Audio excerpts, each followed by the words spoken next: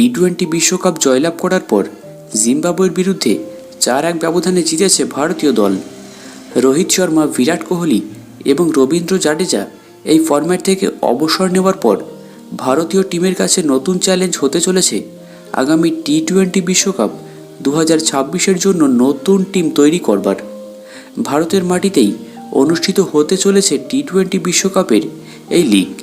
তবে বিশ্বকাপের আগে ভারতীয় দলকে পুরোপুরি প্রস্তুত দেখতে চাইছেন প্রধান কোচ গৌতম গম্ভীর।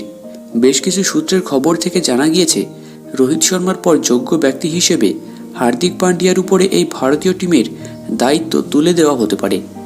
এমনকি আসন্ন টি-20 বিশ্বকাপ পর্যন্ত ভারতীয় টিম একাধিক টি-20 ম্যাচ খেলবে। শ্রীলঙ্কার বিরুদ্ধে টি-20 বিশ্বকাপের জন্য হার্দিক পান্ডিয়াকে ক্যাপ্টেন করার কথা উঠে এসেছিল সোশ্যাল মিডিয়ায়। বিশ্বকাপ জয়ী প্লেয়ারদের আবারও একবার শ্রীলঙ্কার বিরুদ্ধে সিরিজে দেখতে পাওয়ার বেশ সম্ভাবনা রয়েছে। যাই হোক, তো এক নজরে দেখে নাও শ্রীলঙ্কার বিরুদ্ধে ভারতের টি-20 স্কোয়াড।